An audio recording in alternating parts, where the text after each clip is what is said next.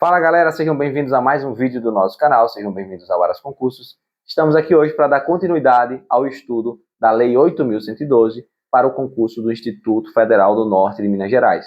Nós já postamos aí o vídeo sobre os artigos do 1º ao 32, ok? Do artigo 1º ao artigo 32. Postamos também um vídeo com 31 questões desses artigos e agora a gente vai dar continuidade estudando os artigos 33, do artigo 33 ao artigo 48. Ali a gente vai ver formas de vacância, remoção, redistribuição, substituição, vencimento e remuneração, ok? Lembre-se que a gente já tem o nosso material de legislação para o concurso do Instituto Federal do Norte de Minas Gerais pronto, com conteúdo de legislação, mais questões comentadas. Todos os tópicos do edital estão no nosso material de forma bem organizada, de forma resumida e de forma também que você pode treinar com as questões comentadas. É só solicitar via WhatsApp, custa R$100. Se comprar a parte de conteúdo mais questões comentadas, fica R$100, mas aí você também vai estudar e vai ficar tranquilo, beleza? Vamos lá, vamos dar continuidade ao nosso estudo, estudando aí a Lei 8.112. O artigo 33 fala de vacância do cargo público. Vacância é deixar um cargo público vago, como o nome diz, vacância, de vago. Existem algumas formas, como exoneração, demissão, promoção. Quando você é exonerado, o cargo fica vago. Quando você é demitido, o cargo fica vago. Quando você é promovido, o cargo que você estava fica vago e você ocupa outro. Então, promoção é uma forma de provimento e uma forma também de vacância. A readaptação, você também deixa um cargo vago e ocupa outro, porque você vai ocupar um cargo de acordo com sua limitação, com a limitação que você sofreu. Então, é tanto forma de provimento como de vacância. Aposentadoria, forma de vacância. Posse em outro cargo inacumulável. Se é um cargo inacumulável, você não pode acumular, logo, o cargo que você estava fica vago. E falecimento, que é o pior, né? Morreu, o cargo ficou vago. Então, essas são as formas de provimento, beleza? Ou as formas de vacância, beleza? Formas de vacância. Lembrando que ascensão e transferência, essas não são mais válidas, não estão mais nessa lei, beleza? Depois disso, vamos falar aqui do artigo 34 e o artigo 35. Falar de uma forma de vacância que é a exoneração do cargo efetivo. Ela dá-se-á a pedido do servidor ou de ofício. Lembrando que exoneração não é uma punição, não é uma penalidade. Ela vai ocorrer em duas situações. Quando não satisfeitas as condições do estágio probatório, ou seja, você reprova no estágio probatório, então você vai ser exonerado, ou quando, tendo tomado posse, o servidor não entra em exercício no prazo estabelecido. É outra forma de você ser exonerado e deixar o cargo vago. A gente até já comentou sobre isso no último vídeo, beleza? Agora, a exoneração do cargo em comissão, que é aquele cargo que não precisa de concurso, não tem estabilidade, ela é livre. É a juízo da autoridade competente. E também a pedido do servidor, né? A exoneração do cargo efetivo também pode ser a pedido do servidor. Se o servidor quiser, ele pode pedir. Ou de ofício, que aí é a critério da administração, é a administração que vai dizer. Quando é de ofício, aí tem essas duas situações que podem acontecer. Quando é a pedido, aí o servidor não quer mais trabalhar, ele pode pedir exoneração, ele não é obrigado a trabalhar. E aí a exoneração de encargo em comissão é a juízo da autoridade competente. Quando a autoridade quiser, ela exonera. É assim, porque o cargo é em comissão. E há pedido do próprio servidor. O servidor também pode pedir para sair, beleza? E aí ele será exonerado. Essas situações aí. Da remoção e redistribuição. Cuidado para não confundir esses termos. Remoção é o deslocamento do servidor. O servidor vai ser deslocado. Ela pode ser a pedido de quem? Do servidor, ou de ofício, que a de ofício é no interesse da administração. A administração quem remove o servidor. No âmbito do mesmo quadro, com ou sem mudança de sede. Ok? Vai ser no mesmo quadro e pode haver mudança de sede e pode não haver. mas quem vai ser removido é o servidor. Ele pode, por exemplo, um servidor público federal, ele pode estar aqui em um estado e ser removido para outro estado, ok? Dentro do quadro de servidores públicos federais, beleza? Um servidor público estadual, ele pode estar numa cidade e ser removido para outra, dentro do quadro dos servidores estaduais, beleza? Isso pode ocorrer a pedido, que é quando o servidor pede, ou de ofício, no interesse da administração. Mas, para fins do disposto nesse artigo, entende-se por modalidade de remoção. De ofício, no interesse da administração, quando a administração quer, a pedido, que aí fica a critério da administração. De ofício, a administração mandou, já era. A pedido é a critério da administração. Você pede a administração, ela vai autorizar ou não. E a pedido tem um caso especial, que é a pedido para outra localidade, independente do interesse da administração. E essa é especial, por quê? Quando é que ela ocorre? A pedido, a remoção, quando ela vai ser a pedido para outra localidade, independente do interesse da administração, para acompanhar o cônjuge ou companheiro, também servidor ou da União, ou do Estado, ou do Distrito Federal, ou do município, que foi deslocado no interesse da administração. Então, vamos pensar aqui. A Lei 812, ela é romântica. Ela permite que os casais fiquem juntos. Então, vamos pensar que um servidor lá do estado de Alagoas foi removido para longe lá. Foi removido para uma cidade longe. E aí, como ele é servidor público, ok? Como ele é servidor público, você pode pedir remoção para acompanhar esse seu cônjuge, beleza? Seu marido foi removido para um outro estado, por exemplo, ele sendo servidor público federal, e você também sendo servidora pública federal, pode pedir a remoção, e essa remoção será independente do interesse da administração. Ok? A administração tem que lhe conceder essa remoção, porque seu marido foi deslocado, foi removido no interesse da administração lá. Não foi ele que pediu, ele que foi removido. Então, nesse caso, você tem direito. E a administração não pode te impedir. Outra coisa é por motivo da saúde do servidor, do cônjuge, companheiro ou dependente que viva às suas expensas e conste no seu assentamento funcional, condicionado à comprovação conjunta médica oficial. Então, vamos pensar que você ou alguém da sua família que está lá no assentamento funcional, ficou doente e precisa de um tratamento que só tem em tal lugar. Nesse caso, ele pode pedir remoção para esse lugar, e aí, tendo uma comprovação por junta médica oficial, ele pode ser removido, independente do interesse da administração. E em virtude de processo seletivo, abre-se, às vezes, os processos seletivos quando o número de interessados for superior ao número de vagas. Como assim? Quando o número de interessados para ocupar o cargo em uma região é superior ao número de vagas, aí tem que ter um processo seletivo. Se você passar nesse processo seletivo, você tem direito a ser removido, independente do interesse da administração, ok? Então, resumindo, existem 3 casos de remoção. Primeiro caso, de ofício, no interesse da administração. Isso aí a administração te manda para onde ela quer lá, não pode ser em forma de punição, mas ela te manda para outro lugar porque está precisando lá. Existe também a pedido, a critério da administração, o servidor simplesmente vai lá e pede a administração para ser removido, e a administração libera ou não. E existe a pedido do servidor para outra localidade, independente do interesse da administração. Quando é que acontece independente do interesse da administração?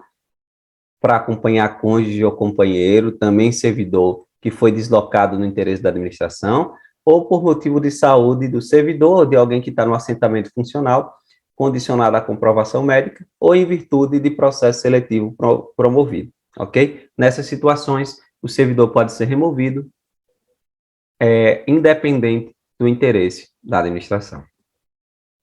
Redistribuição. Veja que a remoção é o deslocamento do servidor, ok? A redistribuição é o deslocamento do cargo de provimento efetivo, ocupado ou vago no âmbito do quadro geral de pessoal para outro órgão ou entidade do mesmo poder. Então, é o cargo que vai se deslocar, não é o servidor. O servidor pode ir junto? Pode, mas aí quem está se deslocando é o cargo. Com prévia apreciação do órgão central, do CIPEC, que é o Sistema de Pessoal Civil da Administração Federal, observados os seguintes preceitos. Para que ocorra essa redistribuição de cargos, tem que ser algo no interesse da administração, não é o servidor que vai pedir para mudar os cargos de órgão, então não tem lógica. Tem que ter equivalência de vencimentos, tem que ter a manutenção das atribuições do cargo, tem que ter a vinculação entre responsabilidade e competência das atividades, tem que ter o mesmo nível de escolaridade, especialmente especialidade ou habilitação profissional, e tem que ter também a compatibilidade entre atribuições do cargo e as finalidades institucionais do órgão ou entidade. Então, tem que ter todos esses critérios aí para que ocorra a remoção. A redistribuição ocorre ex officio, ou seja, de ofício, para ajustamento de lotação e da força de trabalho às necessidades do serviço. Ou seja, tem um lugar que está precisando de mais servidores do que outro. Então, vai fazer esse ajuste. E pode ocorrer também, nessa reorganização, criação de órgão, ou pode ocorrer essa reorganização quando ocorrer extinção ou criação de órgão ou entidade. Um órgão foi extinto, uma entidade foi extinta, aí pega ali o cargo daquele órgão e coloca em outro órgão ou outra entidade. Entendeu? Então, redistribuição é o deslocamento aí do cargo, beleza? A redistribuição de cargos efetivos se dará mediante ato conjunto entre órgão central do CIPEC e órgão da entidade administrativa pública federal envolvidos. É só lembrar mesmo. Nos casos de reorganização ou extinção de órgão ou entidade, extinto o cargo ou declarada a sua desnecessidade no órgão ou entidade, o servidor estável que não for redistribuído será colocado em disponibilidade até seu aproveitamento na forma da lei. Então, se ele não for redistribuído, ele ficará em disponibilidade. O servidor que não for redistribuído ou colocado em disponibilidade poderá ser mantido sob responsabilidade do órgão central CIPEC e ter exercício provisório em outro órgão ou entidade até ser adequadamente aproveitado. Então, se ele não foi redistribuído, nem foi aproveitado, ou nem ficou em disponibilidade, ele pode ficar ali trabalhando com exercício provisório em outro órgão, beleza? Isso aí é só lembrar mesmo, é lógico, não tem muito problema. Substituição. Os servidores investidos em cargo ou função de direção, chefia, e os ocupantes de cargo de natureza especial, tem que lembrar desses três casos, terão substitutos indicados pelo regimento interno. Então, o regimento interno vai indicar um substituto para esses servidores. Mas, no caso de omissão, esses substitutos serão previamente designados pelo dirigente máximo do órgão ou da entidade. Pronto. Então, o certo é ter um substituto já designado no regimento interno. Mas, se o regimento interno não for omisso, então, o dirigente máximo do órgão ou entidade dirigente máximo do órgão ou entidade vai designar o substituto para esses servidores. O substituto assumirá automática e cumulativamente, sem prejuízo do cargo que ocupa, o exercício do cargo ou função de direção ou chefia e os de natureza especial. Quando é que eles vão ocupar automática e cumulativamente? Nos afastamentos, impedimentos legais ou regulamentares do titular e na vacância do cargo. Hipótese em que deverá optar pela remuneração de um deles durante o respectivo período. Então, é automático. O substituto vai assumir automaticamente. Cumulativamente, ou seja, ele não vai deixar de fazer suas funções no seu cargo, ele vai só exercer as funções que o outro também fazia. E os cargos são de cargo ou função de direção, chefia e de natureza especial. Quando é que eles farão isso? Quando houver afastamento, impedimento legal ou vacância do cargo. Nessas hipóteses, ele deverá optar pela remuneração de um durante o respectivo período.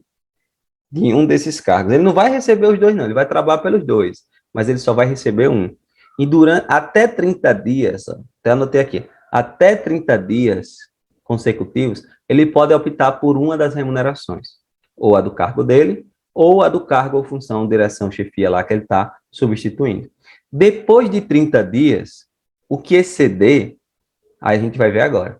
O substituto fará jus à retribuição pelo exercício do cargo ou função de direção, chefia ou de cargo de natureza especial nos casos de afastamento ou impedimentos legais do titular superiores a 30 dias consecutivos, pagas na proporção dos dias de efetiva substituição que excederem o referido período. Voltando aqui, ou seja, o que exceder aos 30 dias será remunerado de acordo com o cargo ou função de direção ou chefia ou de natureza especial. O que exceder. Ficou muito claro isso, é meio estranho. Olha, uma substituição de 43 dias, como é que fica? 30 dias, os 30 primeiros dias, ele opta por uma das remunerações. E depois, os 13 dias que passaram dos 30, o que excedeu, ele vai receber uma remuneração proporcional ao cargo ou função que ele está substituindo. Então, os 30 dias iniciais, ele vai receber ou do cargo dele, ou a remuneração ou do cargo dele, ou a da função que ele está ocupando, ou o cargo que ele está ocupando, e o que passar, ele vai ter direito a receber proporcional ao cargo que ele está substituindo, o cargo ou função que ele está substituindo. Ok? Então, 30 dias ele opta. O que passar dos 30, ele tem direito a receber proporcional ao cargo ou função que ele está substituindo. Um pouco confuso isso, mas é assim mesmo. Dos direitos e vantagens, vencimento e remuneração. O que é remuneração? Remuneração é o vencimento do cargo acrescido das vantagens pecuniárias permanentes estabelecidas na lei. Então, nós temos aqui o vencimento, que é a retribuição pecuniária pelo exercício das atribuições, e as vantagens, que são indenização, gratificação e adicionais. São as vantagens que o servidor pode ter. Qual é a diferença dos vencimentos para a remuneração? Olha aqui. Vencimento é justamente a retribuição pelo exercício das atribuições, que já é estabelecido em lei. Mas aí pode vir mais uma gratificaçãozinha, mais uma indenização, mais um adicional. E quando você soma o vencimento, mais essas vantagens aqui, pecuniárias, permanentes, essas três vantagens, por que são permanentes? Porque estão na lei. Quando você soma, dá um valor maior. E esse valor maior é a remuneração. Beleza? Então, a soma do vencimento mais as gratificações, indenizações e adicionais é justamente a remuneração. A remuneração do servidor investido em função ou cargo em comissão será paga na forma prevista no artigo 62. Isso aqui é só questão de ler mesmo, que é bem tranquilo. Ao servidor ocupante de cargo efetivo investido em função de direção, chefia, assessoramento, cargo de provimento em comissão de natureza especial, é devida a retribuição pelo seu exercício. E uma lei específica vai estabelecer essa remuneração para os cargos em comissão, ok? O servidor público em cargo em comissão vai ter uma lei específica para dizer lá quanto ele vai receber. E o servidor investido em cargo em comissão de órgãos ou entidade diversa à sua lotação receberá a remuneração de acordo com o estabelecido no parágrafo 1º do artigo 93. Então, eu trouxe aqui, sendo a seção, são servidores cedidos, né? sendo a seção para órgãos ou entidades do Estado, Distrito Federal e dos municípios, o ônus da remuneração será do órgão ou entidade cessionária. Ou seja, quem vai pagar é aquele que recebeu. Cessionário é quem recebeu o servidor. Então, quem vai pagar a remuneração, mantido o ônus para o cedente nos demais casos. Se for cedido para o Estado, para o Distrito Federal e para o município, quem vai pagar é o Estado, o Distrito Federal e o município. Essa remuneração. De modo geral, é isso. O vencimento de cargo efetivo, acrescido das vantagens de caráter permanente, é irredutível, ou seja, não pode ser reduzido. De modo simplório aqui, simplificando bastante, não pode ser reduzido, ok? É assegurada a isonomia de vencimentos para cargos e atribuições iguais ou assemelhadas no mesmo poder, ou entre servidores dos três poderes, ressalvadas as vantagens de caráter individual e as relativas à natureza ou ao local de trabalho. Ou seja, esse princípio é o princípio da isonomia. Se eu sou técnico no Poder Judiciário, você é técnico no Poder Legislativo, os cargos são semelhantes. Então, o valor tem que ser o mesmo. Os vencimentos têm que ser o mesmo. Mas existe aí uma diferença.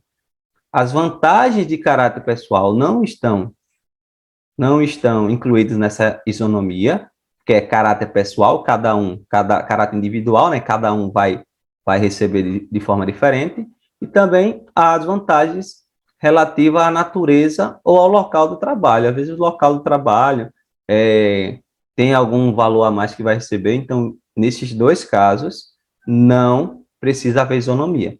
A isonomia é para cargos de atribuições iguais ou assemelhados no poder, mas na questão de caráter individual e natureza ou local de trabalho, isso aí está ressalvada, ou seja, não precisa haver isonomia, ok?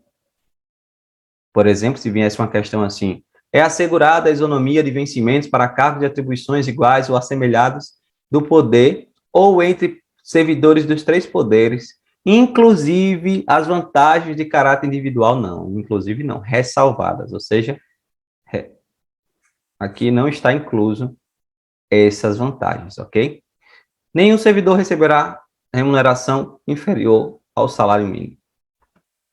Nenhum servidor poderá perceber mensalmente, a título de remuneração, importância superior à soma dos valores percebidos como remuneração em espécie a qualquer título no âmbito dos respectivos poderes, pelos ministros do Estado, por membros do Congresso Nacional e pelo ministro do Supremo Tribunal Federal. Ou seja, existe um teto de remuneração, ok? E o servidor não pode ultrapassar esse teto. O teto do Poder Executivo é o ministro do Estado. O técnico do Poder Legislativo são os membros do Congresso Nacional. O teto do Poder Judiciário é o STF. Beleza? Esses são tetos. Então, os servidores não poderão receber mais do que isso. Sua remuneração não pode ultrapassar isso. No entanto, excluem-se do teto da remuneração as vantagens previstas nos incisos 2 a 7 do artigo 61. Ou seja, gratificações natalinas não inclui no teto. Ou seja, você pode receber até o valor lá do ministro do Estado, por exemplo, mais a gratificação natalina, que não vai ultrapassar o teto porque ela não inclui. Adicional pelo exercício de atividades insalubres, perigosas ou penosas, adicional pela prestação de serviço extraordinário, adicional noturno e adicional de férias. Esses casos aqui não entram no teto de remuneração. Não vai contar, beleza? Próximo. O servidor perderá a remuneração do dia em que faltar, sem motivo justificado, isso é óbvio, né? Faltou, tem que perder mesmo. A parcela da remuneração diária proporcional aos atrasos, ausências justificadas, ressalvadas as seções que trata o artigo 97. No caso dos artigos 97 aqui, tem algumas seções que será considerado como efetivo exercício e o servidor não vai ter prejuízo. Doação de sangue por um dia, pelo comprovante de alistamento pelo período comprovadamente necessário para alistamento ou recadastramento eleitoral, limitado, em qualquer caso, a 2 dias, por 8 dias, no caso consecutivos, em razão de casamento e falecimento. Então, nesses casos, o servidor não vai ter desconto, ok? Não vai perder a remuneração. Agora, e se ele faltar ou atrasar, tem que ter desconto? Se tiver saída antecipada, por exemplo, ou atraso ou ausência, pode ocorrer uma compensação de horário? Pode. Uma compensação de horário até o mês subsequente ao da ocorrência a ser estabelecida pela chefia imediata. Então, a chefia que vai dizer se ele pode fazer uma compensação de horário. E as faltas justificadas decorrentes de caso fortuito ou de força maior poderão ser compensadas a critério da chefia imediata, sendo assim consideradas como efetivo exercício. O que são as faltas decorrentes de caso fortuito ou força maior? Por exemplo, você vem, aí bate o carro e não consegue chegar no trabalho. Aí você avisa a chefia, olha, eu estava indo trabalhar, mas não consegui porque eu bati o carro. Então, nesse caso, a chefia pode fazer uma compensação de horário com você e, sendo assim, você não vai ter desconto. Você pode chegar um dia, 1 hora mais cedo, sair 1 hora mais tarde, etc., para compensar esse horário e aí não vai ter desconto, beleza? Artigo 45, salvo por imposição legal, o mandato judicial, nenhum desconto incidirá sobre a remuneração ou provento. Salvo por imposição legal. Ou seja, a única coisa, algo que esteja na lei, ou mandato judicial, é que pode ter algum desconto na remuneração. Por exemplo, se faltar, se atrasar, mandato judicial, nesses casos, pode sim ter desconto. Também, mediante autorização do servidor, poderá haver consignação em folha de um pagamento em favor de terceiros, a critério da administração. Então, pode fazer uma consignação ali, comprar um carrinho, é servidor, vai ter um desconto ali na sua folha, mas tem que ter uma autorização do servidor. E com reposição de custos na forma definida em regulamento. Total de consignações facultativas de que tratar o artigo 1º, ou seja, você quer ali comprar alguma coisa, ou parágrafo 1º, né?